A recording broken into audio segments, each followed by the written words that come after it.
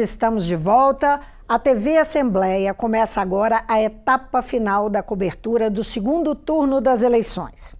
Desde o início da manhã exibimos boletins ao vivo. A partir de agora, encerradas as votações, nós vamos permanecer ao vivo até o final das apurações. E você tem a alternativa de nos acompanhar também pelo YouTube. Estão comigo no estúdio os jornalistas da TV Assembleia, Marco Antônio Soalheiro e Heitor Peixoto, que pilota a tela de resultados. Ao longo da noite teremos a participação de 3 cientistas políticos, Bruno Reis, Carlos Ranulfo e Malco Camargos. E um especialista em marketing digital, o professor da PUC de Goiás e pesquisador de comunicação política, Marcos Marinho, que já está conosco. Muito bem-vindo, Marcos. Muito obrigado.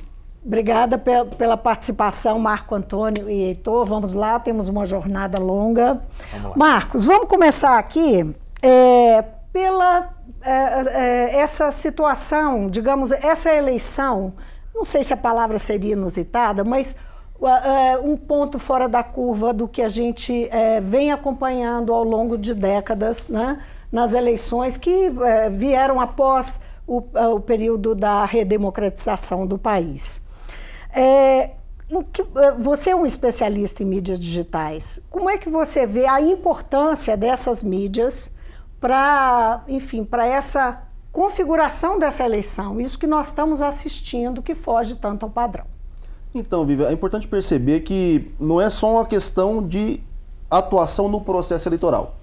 A dinâmica de expansão da web e a acessibilidade que ela foi tomando na última década, a gente pode dizer, ela mudou a configuração completa da sociedade.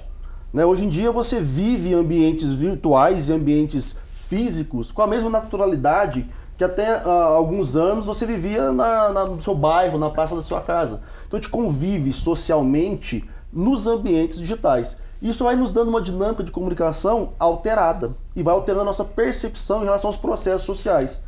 Hoje em dia o espaço público ele foi alargado e mais pessoas foram colocadas dentro dessa dinâmica de percepção do que acontece no ambiente político e começaram a se posicionar, começaram a expor as suas ideias, e isso obviamente vai impactar também na maneira de atuação desses personagens.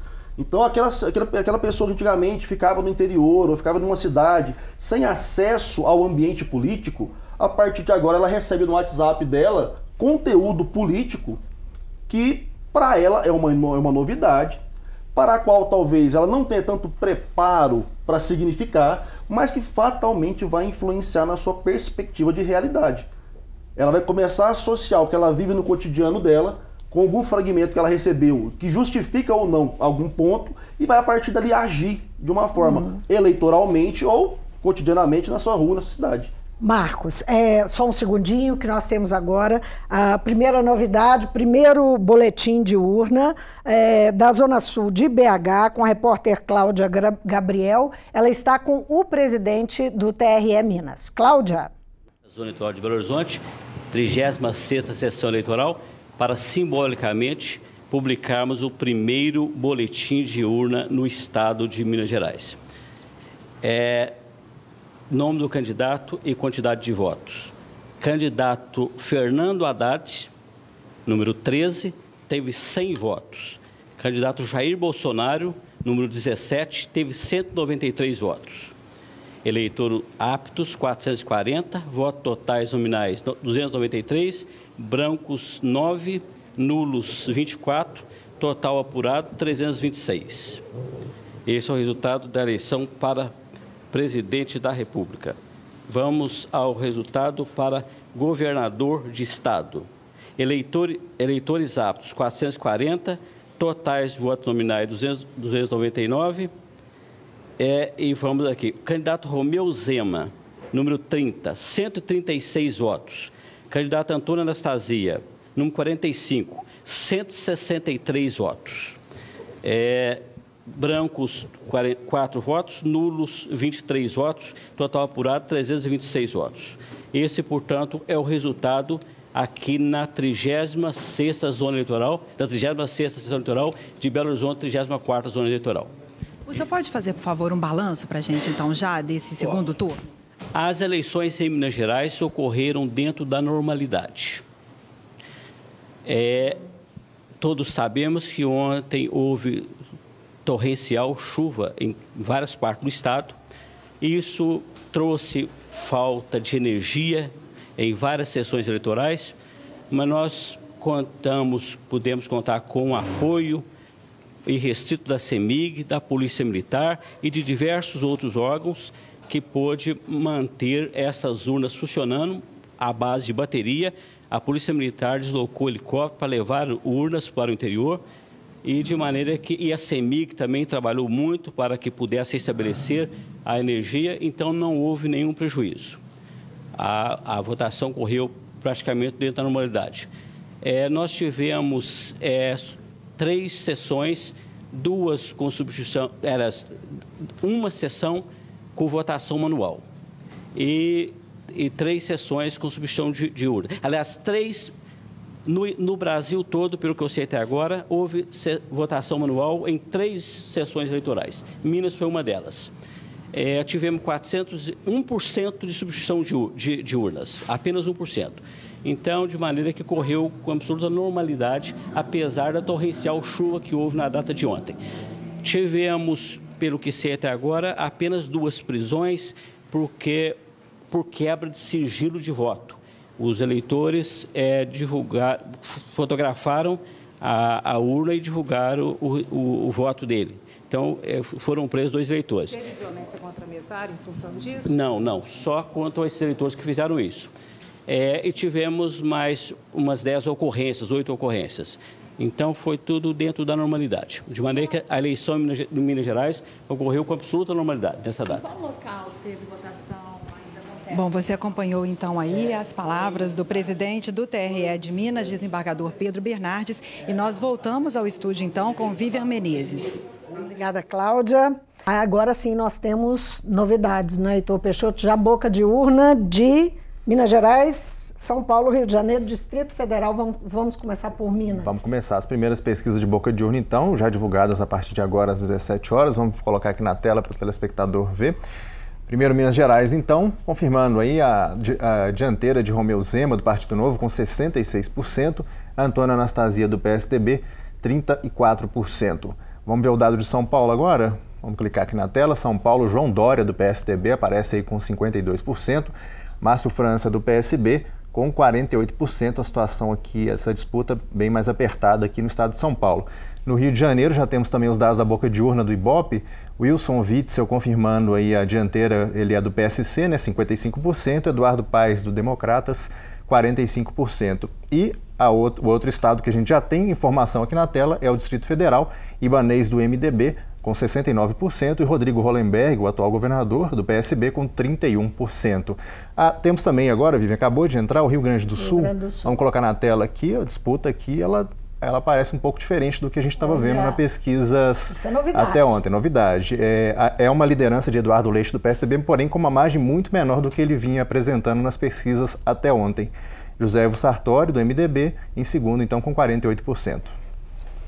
Me parece que é a única novidade mesmo, né, desses resultados aí. 2 novidades em relação às pesquisas de sábado. No Rio Grande do Sul, essa aproximação entre Eduardo Leite e José Ivo Sartori era uma distância maior que o Tucano tinha de vantagem na pesquisa de ontem, né? Tinha em torno de 15 pontos de vantagem ainda. E em São Paulo também uma reviravolta, porque as últimas pesquisas de ontem deram que Márcio França havia, em uma delas, ultrapassado João Dória no Datafolha, e no Ibope estava 50-50. E pelo boca de urna que sai agora, João Dória numericamente à frente ainda, né, considerada a margem de erro, um resultado indefinido, tal qual do Rio Grande do Sul. Esses 2 estados devemos ter emoções. Em Minas, aparentemente não teremos surpresa e Romeu Zema deve ser confirmado como o governador eleito do estado. O que te parece esses resultados? Então, a coisa que a gente sempre fala no marketing político, até para orientar os candidatos, é que intenção de voto não é voto. Então, qualquer pesquisa que eu faça até um dia antes da votação, ela vai me dar um cenário possível, um cenário que, sendo cruzado com cenários anteriores, me aponta uma tendência. Porém, em situações muito próximas, de resultado muito apertado, complicadíssimo cravar que vai bater o que deu na pesquisa anterior com o que acontece de fato nas urnas. E até a própria pesquisa boca de urna, em resultados muito parelhos, você também não dá para cravar que o resultado é aquele, porque há sempre algum nível possível de espiral do silêncio. O camarada sai da votação e não sabe quem está perguntando, se é alguém do lado A ou do lado B, ele fica tenso em responder. Dependendo do contexto de ele estar sendo pesquisado, ele pode achar que eu não vou falar quem eu votei porque eu tenho medo de represália. Então, cenários parelhos, é sempre importante ter um pé atrás e esperar mesmo a comprovação final da apuração. Então, quem está pretendendo cantar o já ganhou na rua, nesses cenários que estão mais próximos, espera um pouco mais. Agora, em situações onde a margem está bem alargada, de fato é pouquíssimo provável que aconteça o inesperado nesses casos. Né? Mais de 20%, 30%, pelo menos eu nunca vi na história, né, que aí sim você comprove a negativa total de todas as tendências, de todas as perspectivas já aferidas antes. Agora, dá para a gente fazer aí inferir que o PSDB corre muitos riscos com esses resultados aí, não é? Em Minas Gerais, uma situação bastante adversa. No Rio Grande do Sul, parece que uma situação surpreendente, não é? Que pode ser revertida ali a eleição do candidato, não é? O PSDB disputa o segundo turno em 6 estados, né? O PSDB disputa o segundo turno em 6 estados e não elegeu nenhum governador no primeiro turno. Ele aparece com chances numéricas pelas pesquisas no Rio Grande do Sul, onde havia um claro favoritismo até essa pesquisa boca de urna, né, que se mantém, apesar de dentro da margem de erro. Em São Paulo, também a situação de indefinição dentro de um empate técnico, mas com chances reais de João Dória vencer. E no Mato Grosso do Sul, onde Reinaldo Azambuja tenta a reeleição. Nesses 3 estados estão as chances do PSDB de conseguir eleger governadores. E nos outros 3 que disputa, a tendência é de não obter sucesso. O PSDB ele tem enfrentado uma deterioração a olhos vistos desde 2014. A derrota do Alckmin, e não só a derrota do Alckmin em si, mas todo o processo de composição da chapa do Alckmin, a própria campanha do Alckmin e as distensões que tiveram durante o processo, deixam claro que o PSDB está amargando uma ruptura interna muito brusca. Nos próprios estados onde o PSDB tem chance, São Paulo, exemplo clássico, com o Dória, no primeiro momento tentando tomar a vaga de Alckmin à presidência, e no segundo momento declarando apoio a Bolsonaro ainda no primeiro turno, deixa evidente que, independente do resultado em São Paulo, seja do PSDB ou não, o PSDB paulista ele vai ter que se reinventar absurdamente. Então é um partido que, de 2014 para cá, ele está sofrendo uma desidratação, ele está sofrendo uma perda de identidade, de legitimidade perante o seu eleitorado, que está complicando a situação. Que se refletiu diretamente, só para complementar o raciocínio do Marcos, na própria bancada do PSDB no Congresso Nacional. Inclusive, em 7 de outubro, caiu de 54 deputados na atual legislatura para apenas 29 que foram eleitos. Se observarmos também, tanto aqui em Minas quanto em Goiás, 2 estados onde o PSDB sempre estava disputando ali a polaridade mesmo do poder político, o PSDB está em degradação. Aqui não deve levar, e em Goiás foi defenestrado do poder. Agora, levando em consideração a campanha do Alckmin, em termos de estratégias que foram adotadas, o quanto isso que você estava relacionando, os problemas internos do partido, as disputas internas, enfim, e também as denúncias em relação a tudo que o partido viveu recentemente, tem essa parte, mas tem também uma decisão que o partido tomou de, estrategicamente, disputar esta eleição como sempre disputou, com as ferramentas, com os recursos que sempre usou. Como é que você avalia esses 2 aspectos? O que teve mais peso, levando em consideração que você é um especialista em redes sociais, e eles, digamos, desconsideraram, a princípio, que parece, isso era uma coisa menor, uma estratégia menor da campanha do Alckmin? Então, Vivi, o mais complicado para o PSDB é que, diferente dos outros partidos que protagonizaram mais fortemente possibilidade de vitória, ele não teve trabalho de formação de base e de militância web. A campanha de Bolsonaro tem uma militância muito aguerrida e que se faz valer das ferramentas para reverberar a sua mensagem. A campanha do PT, e o PT sempre teve a melhor militância de todos os partidos, ela consegue também se articular. O PSDB não tem. Mas demorou a se articular. Demorou, sim, concordo com você, mas demorou a tomar corpo porque a própria campanha demorou a tomar corpo. A campanha do PT passou muito tempo no limbo, sem saber vai ser Lula, não vai ser Lula. E para quem é militante, a paixão, ela tira um pouco da racionalidade do processo. Quem estava analisando tecnicamente sabia que ia ser Haddad. Quem não estava pela passionalidade, ficava sem saber, e aí, vou, não vou, vai ser, não vai ser. Então você retarda o processo de apropriação da campanha pela militância, o que não aconteceu com o Bolsonaro, que desde 2014 faz campanha para presidente e fortaleceu as suas bases, tornou essa base uma extensão que vai muito além do próprio Bolsonaro e da própria campanha, digamos, oficial do candidato. PSDB não tem militância orgânica. Partido que não tem militância orgânica, quando vai para as redes, ele depende de ferramentas de impulsionamento. Ferramentas de impulsionamento que agora foram aprovadas, mas que têm limitações. Tem algoritmos que travam o acesso a certos conteúdos. Se você não tem engajamento no conteúdo, aquele conteúdo passa a se tornar irrelevante por conta das matemáticas que são feitas pelos algoritmos. Ou seja, por mais que tenha dinheiro, estrutura, se eu não tiver gente reverberando a minha mensagem na web, ela vai para o ostracismo. Então o Alckmin, ele teve uma estratégia política tradicional. Não há robô que resolva isso? Não dá.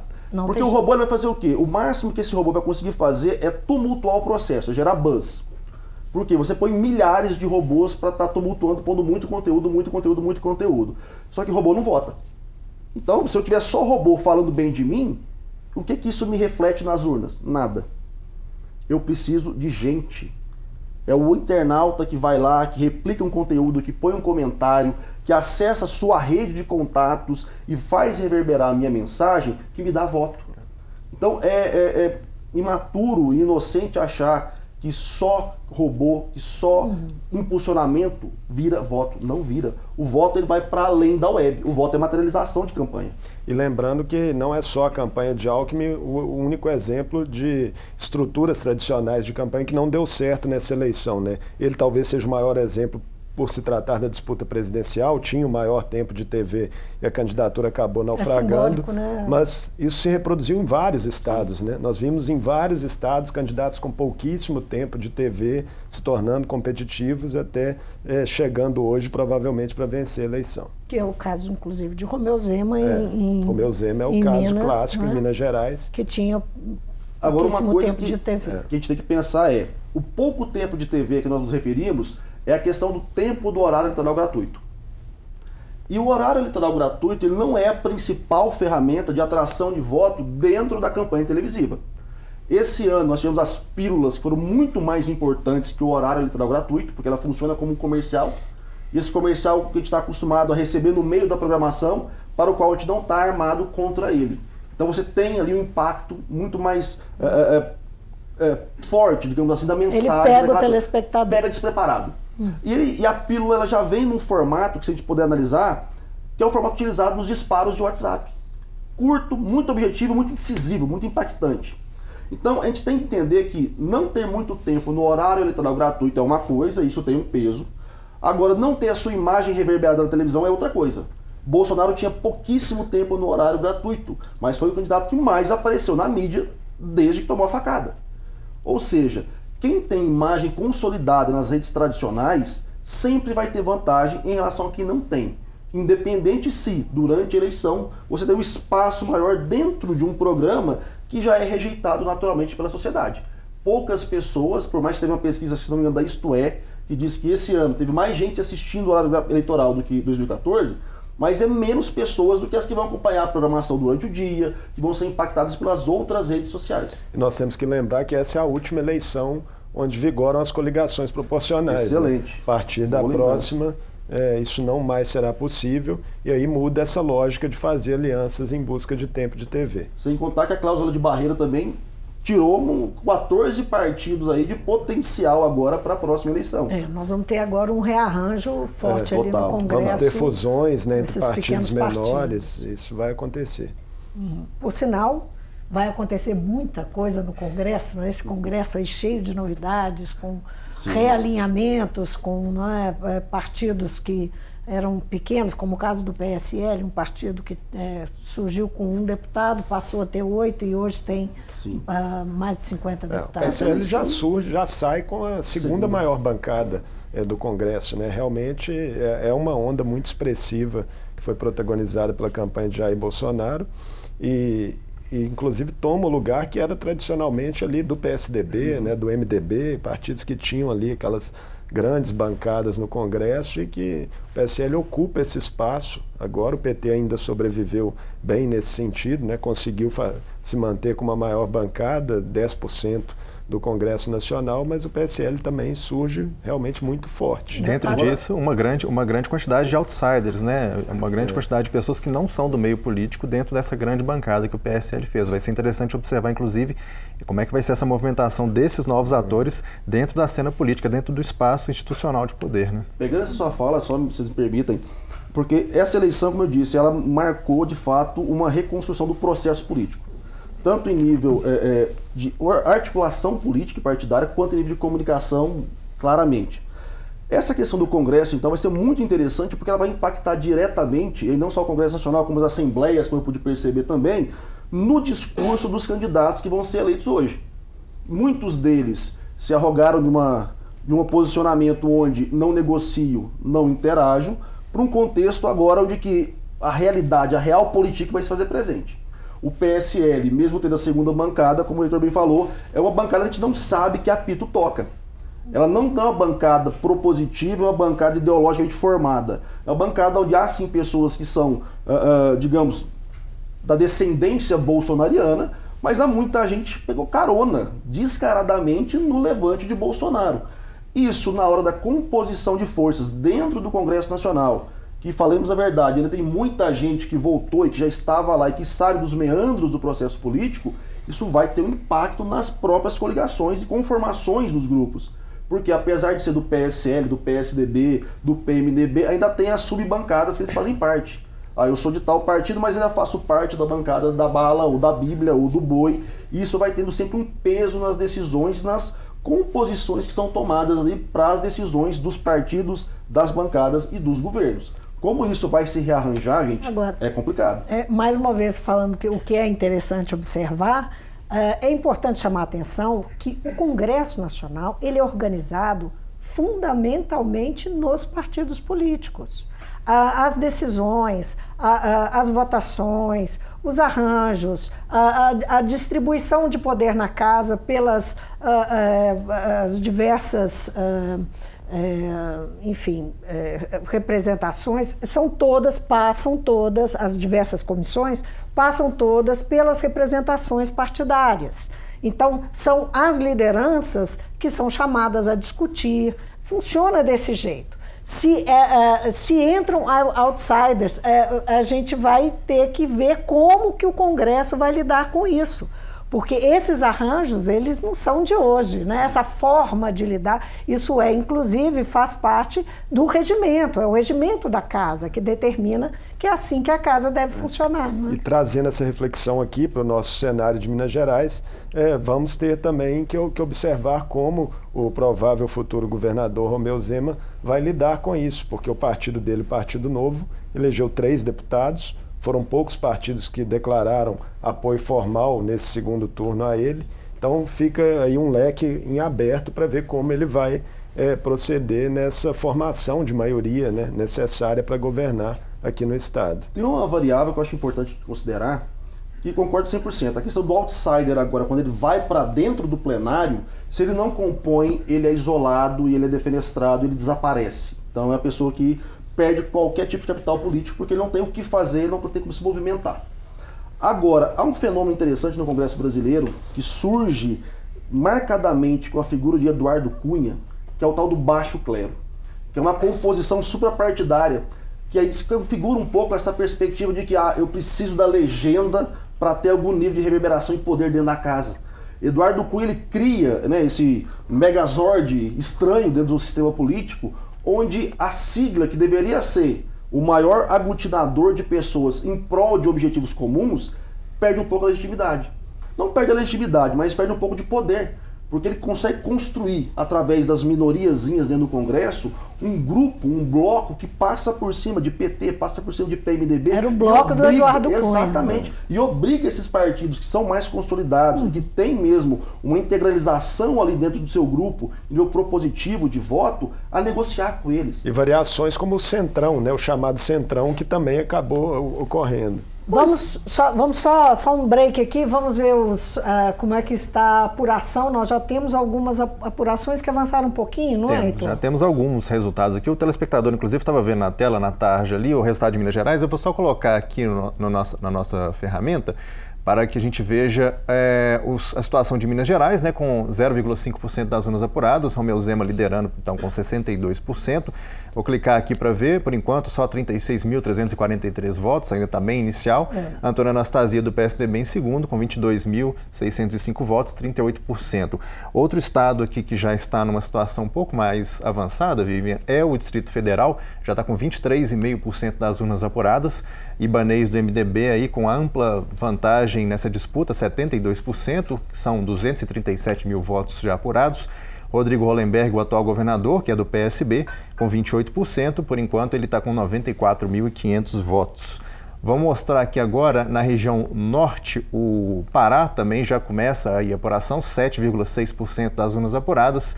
Helder Barbalho, do MDB, aí mantendo a liderança que ele já era mostrada na pesquisa, 58%. Vamos ver aqui quantos votos, 165.800 votos, mais ou menos. Márcio Miranda, do Democratas, em segundo, 42%, são 120 mil votos até esse momento. E também o estado de Santa Catarina, 5,7% das urnas apuradas. Comandante Moisés, aí uma liderança então do partido de Bolsonaro, do PSL, 66% dos votos, 140 mil votos já contabilizados para ele, e Gelson Merizio, do PSD, aparecendo em segundo com 34%, aí 71 mil votos aí até o momento, essa situação da apuração lá em Santa Catarina. Esses são resultados que, mesmo que ainda incipientes, eles indicam resultados que já vinham aparecendo nas pesquisas, né? Só mais uma informação, já há 2% das urnas apuradas para a disputa presidencial, mas nós sabemos que esse resultado só será divulgado a partir das 7 da noite por conta da diferença de fuso no país. Né? A eleição em Minas, né, a gente vendo ali o início dessa apuração, a se confirmar o que apontou a boca de urna, é uma eleição que vai ser definida muito em função da rejeição à atual administração, né, de Fernando Pimentel, do PT, que acabou não indo nem para o segundo turno da disputa, e também a rejeição que havia à administração anterior, que era justamente de Antônia Anastasia, do PSDB.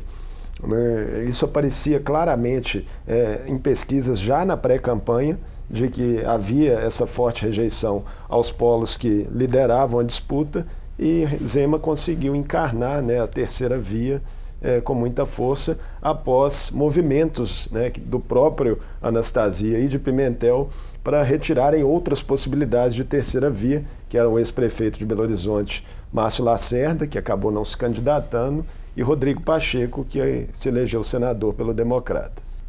Vivi, uma informação que chega aqui para a gente agora é que os dados da apuração de votos em São Paulo ainda estão zerados. Pode indicar aí talvez um atraso no fechamento das urnas, talvez filas em sessões aí no último momento de votação. Então, o estado de São Paulo ainda não apresenta dados na Justiça Eleitoral. Mas a gente volta aqui para a tela, vamos ver aqui mais dados. Aqui vamos ver o estado do Amapá.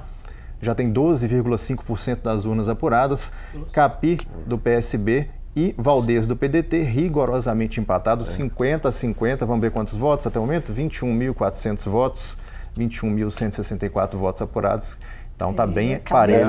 Aí tem uma curiosidade, são dois caciques históricos do estado. Valdez tenta o 4º mandato de governador e Capiberibe tenta o 3º mandato. Então é uma rivalidade histórica mesmo, que vai ser definida voto a voto, ao que parece. Que chegou a ter a candidatura dele, não é, impedida pela justiça e, enfim, teve que trocar o vice. Dia do primeiro turno, teve que trocar o vice para manter a candidatura. A justiça deu uma decisão definitiva favorável à candidatura dele, mas condicionada a uma troca do vice. O vice era do PT, mas aí houve uma decisão de que o PT não tinha prestado contas lá ao diretório, então foi necessária essa troca, então a chapa acabou virando uma chapa por sangue do João Capiberibe, com a vice também do PSB, então isso aí certamente deu uma movimentada nesse cenário também, lá no estado do Amapá.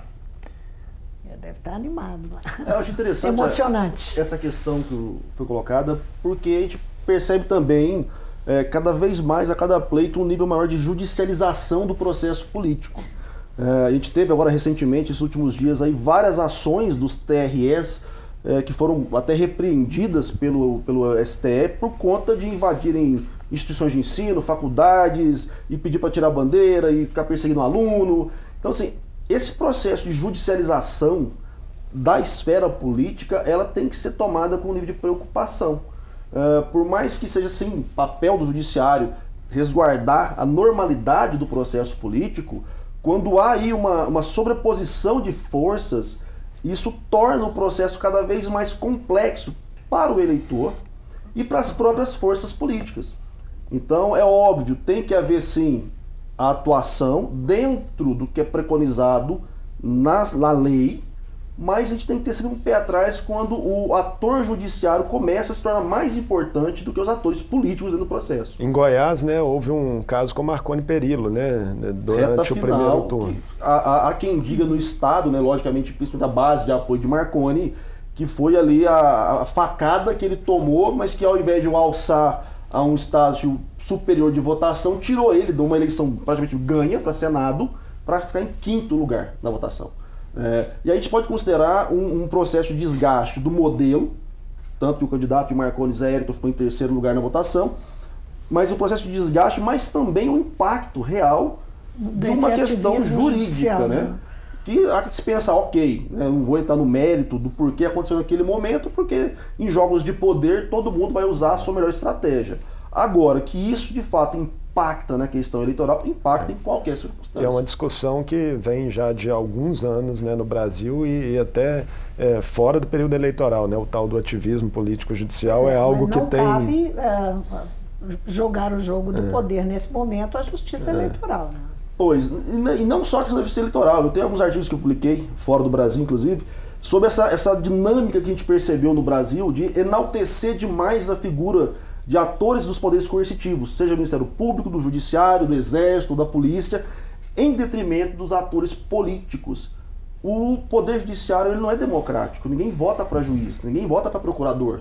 Então, quando você tem essa dissociação na cabeça da sociedade, onde o político é mau, o judiciário é bom, eu acabo legitimando, às vezes, posturas coercitivas, que são características do Poder Judiciário, que para a nossa dinâmica social não são boas, né? O poder político ele é um poder conflitante, mas é um poder que vai se aglutinando, vai se organizando e se acomodando com os embates democráticos. Agora, quando eu começo a desacreditar a política e valorar demais um poder que é coercitivo, que é mandatário, que vai lá e obriga e oprime, eu tenho medo. Porque você, né, começa a exaltar figuras do cenário político que se valem desse tipo de discurso, que não são tão legais. E na sua visão, Marcos, qual seria o papel também da imprensa e do Ministério Público Federal em relação a esse assunto? Então, antes de você responder, vamos chamar a nossa central web, que não entrou ainda no programa, e nós precisamos mostrar que a turma está lá a postos e tem informação para nos dar, não é isso? Priscila Cunha, está aí na ponta da linha, está me ouvindo? Estou ouvindo, Vivian, boa tarde. Ei, Priscila. E aí, temos novidades? Alguma informação nova nos dá? Neste momento, as pessoas estão repercutindo os resultados de boca de urna. Não surpreende, aqui em Minas, nós já esperávamos que o resultado fosse dar uma certa liderança para Romeu Zema, mas isso chamou a atenção do restante do país para esse bom resultado do Novo a se confirmar possivelmente nas urnas daí a pouco. Você me escuta, Vivian?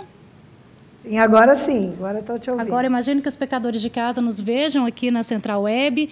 Nós funcionamos no primeiro turno. Estamos de volta nesse segundo com a Ana Carolina Uti, das mídias digitais aqui da Assembleia. Tudo bem, Vivian? Tudo bem, Marcos, Soalheiro? Bom, vai. Também tem uma equipe aqui atrás que está nos ajudando, a equipe de mídias digitais aqui da Assembleia. Eles voltam neste segundo turno para trabalhar conosco. Estamos de olho naquilo que é falado pelo eleitor nas redes sociais, já que o nosso mote de eleição é eleições com todas as vozes. Nós estamos aqui para justamente levar essa opinião do eleitorado para a nossa cobertura. Eu falava um pouco mais cedo que a pesquisa Boca de Urna começa a repercutir nas redes sociais. Parece que o resultado de Romeu Zema não surpreende a nós mineiros, mas chamou a atenção do restante do país. Está todo mundo acompanhando aí esses resultados aqui do governo de Minas. Nós temos ainda outros assuntos para falar, mas estamos um pouco receosas, porque ainda há votação em curso para presidente, então o nosso foco vai ser no Estado. Outra informação que também que tem chamado a atenção nas redes sociais é fraude nas urnas, Ana? De novo? Sim, no primeiro turno, né, logo que a votação começou a ser divulgada, a hashtag fraude nas urnas ela esteve ali entre as mais faladas no Twitter, e um estudo recente agora do DAP-FGV, publicado hoje, mostra que fraude nas urnas foi um dos assuntos que mais impactou notícias falsas no Twitter, no Facebook e no YouTube nesse período das eleições. Eles analisaram, então, esse termo durante um mês. Mas, por enquanto, assim, a gente, ao longo do dia, em grupos, de maneira um pouco isolada nas redes, essas questões vieram à tona, o pessoal sempre reclamando de urna, né? Qualquer probleminha na urna já era visto como uma possibilidade de fraude, mas até o momento essa hashtag não retorna com a força que apareceu no primeiro turno. A gente volta a falar disso daqui a pouquinho. Lembrando que a nossa cobertura também está ao vivo no Facebook, há várias pessoas nos acompanhando, algumas discussões políticas, o pessoal na expectativa dos resultados. Vamos devolver então para a Vivian Menezes no estúdio principal, é com vocês. Obrigada, Priscila. Nós tivemos um momento aqui que eu estava em dúvida se vocês estavam no ar ou não, mas enfim, agora eu tenho certeza que entraram e entraram bem, mas daqui a pouco voltam e o Marcos Marinho vai para lá, ele não vai nos abandonar, vai ficar até o fim, né, Marcos? Vou voltar a primeira parte aqui e depois vou lá para falar um pouco mais sobre o web. Isso mesmo, mas por enquanto está aqui conosco. E o Heitor tem mais notícias. Temos aqui a apuração no Distrito Federal, está bastante adiantada já, Vivi. Vamos colocar na tela aqui, o Distrito Federal, 69% das urnas já apuradas, a Ibanez do MDB confirmando a vasta liderança que ele já apresentava em todas as pesquisas, 70%. Rodrigo Hollenberg vem com 30%. Em votos totais aqui, 717 mil a 300 mil. E um outro dado que a gente fica aí nessa situação de limbo com relação à presidência, a gente ainda não sabe o primeiro resultado em função do fuso horário do Acre, que as pessoas ainda estão votando, mas a Justiça Eleitoral informa no sistema que 8,23% das urnas, dos votos para presidente da República, já estão contabilizados. No caso do Distrito Federal, já é um resultado matematicamente consolidado, independente do final da apuração. Ibanez, que é um novato. Ibanez é um novato. Da turma dos novatos, né? Ele foi presidente da seccional da OAB no Distrito Federal, é um empresário. E Rodrigo Hollenberg já teve, na verdade, uma sobrevida ao chegar ao segundo turno, porque é um governo que tinha rejeição de 60% da população. Então, conseguiu chegar ao segundo turno, mas a chance de virada era realmente muito diminuta, porque os índices de rejeição eram impeditivos. Ele alega que herdou um Estado em grave situação financeira, o Distrito Federal, que tentou reorganizar as contas, mas não teve muitas realizações a mostrar. O DF ele vem num problema de crise fiscal, de crise econômica já há muito tempo. O governo Agnello, de fato, entregou ali com um déficit brutal. E o Hollenberg teve que enfrentar durante todo esse mandato um desgaste absurdo. Aí você chega num momento como esse, que a dinâmica política perpassa desgaste, rancores e mágoas, e de fato 60% de reprovação acho impossível alguém ganhar uma eleição desse jeito. A liderança ela era tão aparente já nas pesquisas que Ibanez sequer compareceu ao debate da Rede Globo realizado agora, que foi o último debate desse segundo turno, né? Ele preferiu não se submeter a um eventual desgaste, a um eventual, enfim, alguma pergunta, algum questionamento que pudesse lhe tirar votos, e ele não foi ao debate, né? Essa foi uma estratégia bastante utilizada, né, nesse segundo turno por vários candidatos, inclusive. Só retomando aquele raciocínio que a gente fazia sobre a criminalização da política, né, que você apontava a partir do ativismo político-judicial, o papel que você vê também da imprensa e do Ministério Público Federal em suas atuações nos últimos anos, se contribuíram também para essa sensação de criminalização generalizada da política. Olha, eu percebo que sim. A questão é não há vácuo de poder. Então, quando eu começo a degradar a imagem do sistema que sustenta a política brasileira, que são os atores políticos, alguém vai ocupar esse lugar. Nesse caso, eu esvazio a crença do processo eletivo e faço emergir dali a figura dos juízes, dos procuradores, que ganharam notoriedade justamente por caçar os políticos que foram arrolados em vários processos, em vários crimes perpetrados ali na administração pública. Até pegando um dos artigos que eu publiquei, inclusive, eu fiz uma análise de discurso de várias publicações dos principais jornais do Brasil e de Portugal na altura para perceber as principais notícias que eram dadas sobre os atores políticos. É a margem absurda de enquadramentos negativos. Ou seja, quando eu pego uma imprensa que só dá recorte negativo a respeito de determinado segmento, a significação social sobre aquele segmento vai adotar aquele viés, aquela ótica. Então, quando a imprensa ela não retrata na mesma intensidade atitudes positivas dos atores políticos, mas apenas as partes negativas do processo político, é óbvio que isso vai influenciar na percepção que as pessoas têm da política como um todo. Para além de não termos uma educação política alargada na nossa base social que nos permitisse participar mais ativamente do processo, a gente começa a ter uma visão condicionada por alguns frames que nos chegam que já são tendenciosos. Então, quando eu só tenho questões negativas sobre um grupo, é óbvio que eu vou começar a rejeitar esse grupo. Então eu me afasto dele, eu não faço parte da política, e aí o discurso do não sou político começa a ganhar eco na sociedade, o discurso do eu não sou político, eu sou gestor, começa a convencer pessoas, e você passa a perceber que eu não quero isso que está aí. Por mais que eu não saiba o que é isso que está aí, eu sei que eu não quero. E aí o que vai acontecer? Eu vou escolher o melhor? Não, eu vou escolher o diferente. E o diferente muitas vezes não é o melhor. Nós vamos ter uma prova disso agora na próxima legislatura. Bom, tá aí o Distrito Federal que não deixa você mentir, Marcos. Não só, no Rio de Janeiro também. Já está matematicamente eleito Ibanez. Matematicamente eleito Ibanez, 70% dos votos, é o primeiro governador eleito nesse segundo turno. Então, vamos ver aqui a votação, 850 mil votos a 356 mil, diferença quase 500 mil votos aí. Acachapante. Mas para quem tinha a rejeição do Hollenberg, ter saído já foi um devaneio. Já. Acho que é mesmo para marcar a posição do partido, porque não tem outra lógica. A arrancada de Ibanez foi fulminante. Ele começou no início de agosto apenas na 5ª colocação nas primeiras pesquisas e foi crescendo ao longo da campanha. Ele justificou, apesar de ser uma novidade na política, ele justificou a entrada no MDB por razões muito pragmáticas, porque era um partido que tinha estrutura, tinha tempo de TV. Chegou a dizer que não tem nada a ver com o MDB, né? Que não tem nenhuma proximidade com o partido. Temos mais informações aqui de outros estados também, Vivian, vamos colocar aqui na tela. Minas Gerais, os telespectadores estão acompanhando na tarde, mas a gente coloca aqui 16,6% das urnas já apuradas. Romeu Zema, do Partido Novo, tem aí 2/3 desses votos, 66%, são 1.162.000 votos já apurados para Zema. Anastasia com 34%, 610 mil votos. Por enquanto, batendo com a boca de urna. Exatamente, confirmando em cima. A boca de urna é importante, né? Esse esclarecimento, que é uma pesquisa realizada não antes da votação, mas depois do voto dado.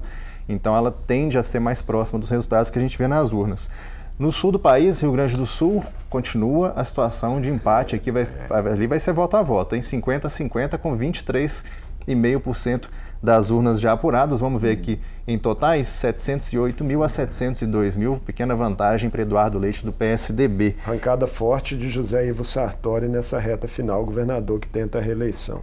Temos aqui a situação de Santa Catarina, 10,5% das urnas apuradas, aí uma dianteira semelhante à que a gente tem em Minas, né? 2/3, aí 67% para o comandante Moisés do PSL, Gelson Merizio do PSD, 33%, Em números totais, 255.700 votos a 128.653. E o último estado aqui nessa rodada, Rio de Janeiro, ainda bem inicial, 2,5% das urnas apuradas, mas confirmando aí uma liderança até bem maior do que a pesquisa dava ontem, as últimas pesquisas Datafolha e Ibope, 64% para Wilson Witzel do PSC, que é o candidato aí alinhado com Bolsonaro, e Eduardo Paes do Democratas, 36%. Em números totais, 108.000 a 61.000 votos. No caso do Rio de Janeiro é importante ter um pouco de cuidado, porque vai muito também da geolocalização das urnas, né? Dependendo do bolsão onde você pega essa primeira coleta, pode ser que tenha mais votos sim para determinado candidato. E está bem inicial ainda. Pois, no caso do Witzel é interessante porque a crescente do Eduardo Paes nessa reta final foi justamente porque era um cara totalmente desconhecido. Ninguém conhecia. Um juiz federal, né? Foi presidente de associação de juízes federais, uma atuação nas áreas civil e criminal. E ele procurou, como estratégia de campanha desde a reta final do primeiro turno, atrelar mesmo a campanha à de Jair Bolsonaro, sobretudo em aspectos programáticos, inclusive, né? Um discurso linha dura na segurança pública. Então, procurou espelhar muitas das linhas de discurso da campanha de Bolsonaro. Eu estava vendo uma reportagem no Globo ontem falando que ele foi muito poupado, né? Ele, muito desconhecido, foi muito poupado, assim, pessoalmente poupado nessa eleição. Isso ajudou também muito. Né? Então, a questão do desconhecimento, ela protege um pouco a pessoa, né? Porque não tem significação. Como eu falei anteriormente, eu sei o que eu não quero, eu não sei o que eu quero. Então, o desconhecido, nada, vou arriscar. Essa eleição, na minha perspectiva, ela está muito marcada pela ideia do eu vou arriscar. Há um cansaço, há um desgaste com os modelos políticos que estão estabelecidos. Isso ficou claro aqui em Minas, ficou claro em Goiás, ficou claro em vários estados. E as pessoas optaram em vou arriscar algo que é diferente, nem que eu depois me arrependa. E aí talvez o reflexo do impeachment de Dilma possa ser trazido para algumas pessoas essa perspectiva. Se não der certo, a gente tira. Como se fosse simples, essa é uma né? fala que vem sendo repetida por aí, com alguma frequência. E no caso do Rio de Janeiro, especificamente, tem também a situação de Eduardo Paes, que é prejudicado pelas suas ligações históricas com o MDB local. Eduardo Paes foi prefeito dois mandatos da capital pelo MDB que teve no Rio suas principais lideranças, né? No alvo da justiça. Eduardo Cunha está preso, Sérgio Cabral, ex-governador, está preso, e esse desgaste certamente respingou na campanha de Eduardo Paes. Porque a gente tem um cenário aí nesse sentido semelhante ao do Distrito Federal. Sim. É importante perceber de fato que, e aí vale muito pensar o seguinte, talvez seja meu lado, como minha esposa fala, meu lado poliana, dizendo, meu lado, né, da esperança. Por mais que haja desgaste, por mais que haja essa rejeição aos modelos tradicionais, eu tenho avaliado que é o pleito com o maior índice de participação social na dinâmica do processo. A pauta política, ela ocupou bastante espaço que eu não me lembro de ter visto ocupar nas eleições anteriores. Então você via de fato as pessoas comentando sobre o pleito, falando sobre a dinâmica, rejeitando, xingando, brigando, mas você via que elas estavam com a pauta em dia. Talvez de forma mais agressiva do que em outras disputas, né? Certamente. Pois é, Marco, mas aquela questão, quando eu não sou talhado para lidar com o processo, a minha reação inicial é passional. Eu gosto ou não gosto, eu xingo ou eu abraço.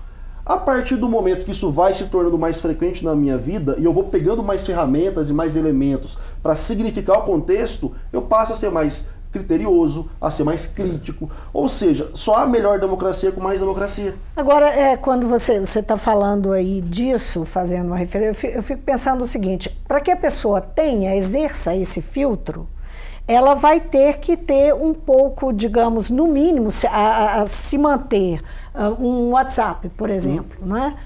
Que é uma rede social privada, onde não existe nenhum tipo de controle ou de informação sobre como está sendo usada. Esse filtro a pessoa tem que criar pelo exercício. Ou existe um outro jeito? Como é que você enxerga para o futuro, não é, essa relação do eleitor com as mídias sociais? Vivi, isso é tão complexo que a gente precisaria de um programa inteiro para falar sobre isso. Mas para tentar resumir um pouquinho, vamos lá. O WhatsApp, ele não pode nem ser considerado como uma rede social, porque ele é um mensageiro. você clusteriza grupos onde disseminam-se mensagens entre os participantes do grupo. Então você não tem a perspectiva da abertura para que as pessoas possam olhar o conteúdo que está transitando ali. É óbvio que para a empresa o WhatsApp você tem mecanismos, sim, de checagem, de análise, de trânsito de informação, que pode ser utilizado como está sendo utilizado hoje pela Justiça Eleitoral para pegar muita gente que está disseminando fake news. Então há um processo jurídico que está acontecendo que vai controlar um pouco essa questão do próprio WhatsApp. Agora, é importante a gente entender, como toda e qualquer fonte de informação, o WhatsApp é uma fonte. E as pessoas não vivem só do WhatsApp. Um autor que eu sigo, que é o Sérgio Moscovici, fala que as pessoas vão se formando a sua representação do contexto pelos fragmentos. Então é um fragmento do WhatsApp, é um fragmento da igreja, é um fragmento da escola, é um fragmento do trabalho. Com esses fragmentos transitando e eu absorvendo, eu começo a criar os meus puzzles ali para poder construir uma imagem para significar o fenômeno. O problema é quando no meu grupo todo mundo só absorve esses fragmentos do WhatsApp. Ou seja, eu preciso que as pessoas convivam com mais canais de informação. Porque senão vira bolha. Vira bolha e vira aquela questão unilateral formatada. Que era antigamente, quando a gente tinha uma ou duas emissoras de televisão que concentravam 70% a 80% da audiência. Só há melhor informação, só há melhor cidadão quando há mais acesso a divergências, a várias versões. E aí a pessoa vai formando a sua significação do fenômeno. Ou seja, eu tenho que ver do WhatsApp, mas eu tenho que depois ir lá no Facebook, ou tenho que ir na televisão, ou tenho que ouvir no rádio, tenho que conviver com outras pessoas, com outras referências, para validar o conteúdo. O nosso problema social hoje é que a gente está cada vez mais fechado em pequenos núcleos. A gente não está se relacionando mais socialmente. E aí é um fenômeno de violência social que nos inibe o convívio na rua e nas praças que havia antigamente. Né? A nossa esfera pública de debate, que era a rua, agora é a dentro de casa, através da web. E através da web já ficou provado que as bolhas se formam, se clusterizam e se solidificam, que não deixam mais nada entrar dentro delas. Então, assim, é um processo muito mais amplo do que simplesmente veicular ou não fake news pelo WhatsApp. E vem até do déficit de educação de base que o país tem também, né? As pessoas não estão preparadas para lidar com esse mundo globalizado de informações instantâneas que circulam a todo momento. Fala-se muito pouco de política nas escolas, né? A gente até comentava, né, Vivi, essa semana, esse aspecto também nas escolas. Marco, eu sou um a gente aprende na escola, as pessoas aprendem na escola fatos políticos, mas não debatem política. Então, eu sou um cientista da comunicação, gente. Eu pesquiso, eu faço um doutorado em ciência da comunicação, pesquiso comunicação política, e o que mais me dói é perceber que o campo da comunicação, que é o que dá base para toda relação social, é o mais desvalorizado. Ninguém valoriza a pesquisa em comunicação, o desenvolvimento do hábito e das ferramentas e da capacidade comunicacional. Vivi, temos resultados aqui na tela para colocar aqui o nosso telespectador. Vamos ver aqui, resultados, vamos lá. Votos já apurados. Vamos ver como é que está em São Paulo, 13,1% das urnas apuradas.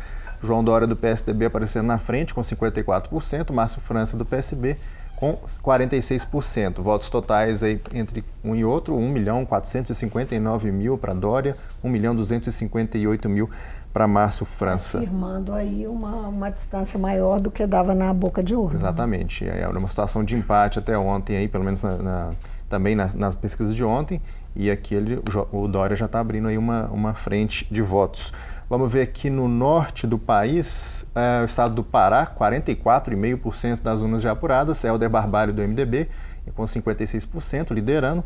Márcio Miranda do Democratas vem com 44%. Também no norte, o estado do Amapá, 43,8%. Pau a pau também.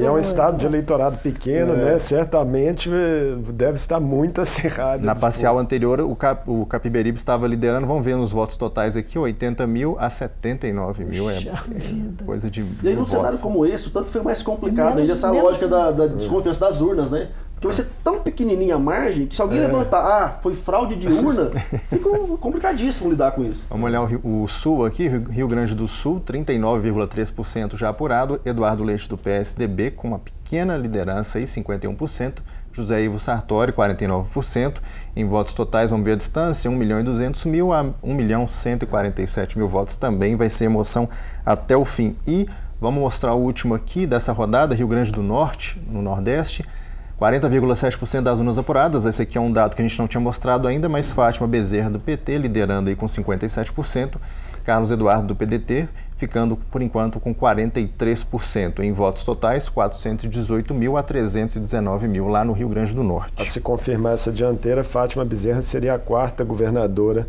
eleita pelo Partido dos Trabalhadores, todos eles no Nordeste. O que acaba que vai impactar também no resultado da presidencial, né? Se a gente pega uma tendência de voto, uma determinada perspectiva ideológica, isso pode influenciar também no processo nacional. É uma informação que a gente tem, que na verdade confirma o que já estava sendo dito desde mais cedo, que Jair Bolsonaro, assim que sair o resultado da eleição, deve se manifestar pelas redes sociais. Que é uma lógica do processo dele, né? Ele controla o discurso. O Bolsonaro, na minha perspectiva, a maior habilidade que ele demonstrou durante todo o processo eleitoral, não só a campanha, mas todo o processo, é que ele assume o controle da comunicação dele. Ele cria o fato de que eu não me dobro à mídia tradicional, eu crio os meus canais e eu controlo quando eu falo, para quem eu falo. Para o eleitor dele, que gosta dessa perspectiva autocrática, é a glória. Tivemos inclusive um episódio no Rio Grande do Sul, né, nessa última semana, que ganhou os holofotes, que um jornalista, Juremir Machado, né, da Rádio Guaíba, abandonou o programa ao vivo após um acordo que foi feito para que Bolsonaro desse a entrevista, mas só respondesse a perguntas do âncora do programa. Quando o âncora anunciou isso, Juremir anunciou no ar que estava se desligando da rádio e considerou censura. Um fato interessante depois de mais também, de 20 anos trabalhando. 10 anos. E um fato interessante foi no Roda Viva também, né? Que o Haddad foi entrevistado no começo da semana e o apresentador, o mediador, disse que fizeram todos os tipos de tentativas com o Bolsonaro e ainda assim ele negou. Né? Faltou ele falar assim, olha, eu até falei para ele fazer as perguntas e ele mesmo responder e me dá. Faltou isso. Então, assim, a dinâmica do Bolsonaro eu controlo o meu discurso. Eu controlo a minha dinâmica comunicacional. E isso tem um peso poderoso dentro da seara onde ele colhe votos.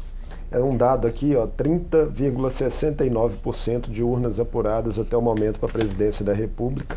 É o dado atualizado aqui. Vai dar meia-noite, vai dar 19 horas, né? Mas como você sabe, só depois das 7 da noite. Só às 7 da noite. Você vai pegar o carro andando assim, alta velocidade. Aham. O Marcos, você estava falando da importância das redes. E eu estou aqui pensando nisso no futuro, né, a prática. Eu queria continuar um pouquinho, que você avançasse um pouquinho mais. Como é que vai ser a participação do cidadão? Como é que você imagina a partir de agora? Isso deve realmente interferir? Ou nós vamos voltar a ser aqueles eleitores ou cidadãos que são ativos na hora de... O brasileiro gosta, né? Os próprios cientistas políticos falam isso. Ele gosta do voto, ele gosta de ir às urnas e tal, mas ele se distancia da vida política e do que está acontecendo no Congresso, não é? Em Brasília, ou mesmo no governo do Estado. Como é que você acha que vai ser daqui para frente? Deve mudar alguma coisa com essa... digamos, esse pico de participação? Olha, eu imagino que muda. Muda pelo seguinte, a gente tem uma mudança do paradigma comunicacional. Inicialmente, a gente tinha sempre uma questão unilateral de recepção passiva. A partir do momento que as pessoas começam a entender a dinâmica atual, onde elas interagem, elas produzem conteúdo, elas têm seu próprio broadcast, elas se filmam, elas se gravam, elas falam, elas veiculam, elas expõem o seu pensamento, isso dá protagonismo. Quando eu tenho protagonismo em alguma área da minha vida social, eu começo a perceber que eu também posso influenciar em outras áreas. Então a gente tem aí várias mídias surgindo dentro da web que têm ganhado espaço, né? Os próprios podcasts. Eu participo de um podcast com regularidade, que é o Anticast, e que teve um dia que fez uma live do debate, que foi o último da Globo que eu participei. A 1h da manhã, tinha 1.700 pessoas acompanhando ao vivo o debate do debate. Ou seja, o assunto ele é interessante, ele é importante para as pessoas. Elas talvez antes não tinham tantos canais para acessar e para participar. Então, Viva, a hora que eu percebo essa dinâmica dessa molecada chegando agora, já acostumada a produzir, a se inserir no processo comunicacional de maneira ativa, isso vai sim reverberar no seu comportamento social e cidadão. Agora, a dinâmica é o nível de preparo cognitivo, o nível de preparo intelectual, as capacidades de percepção filosófica e de humanidades que desembocam nas questões práticas da política, como é que isso vai ser adotado? Para que lado que isso vai ser levado no contexto social? Marcos, eu queria te agradecer demais por ter vindo aqui dessa vez, porque no primeiro turno você só ficou lá com o pessoal da Central Web, e dessa vez nós tivemos o privilégio de ter você aqui no estúdio. Muito obrigada por ter vindo. Eu que agradeço e estou sempre à disposição de vocês, foi um prazer. E voltamos daqui a pouquinho.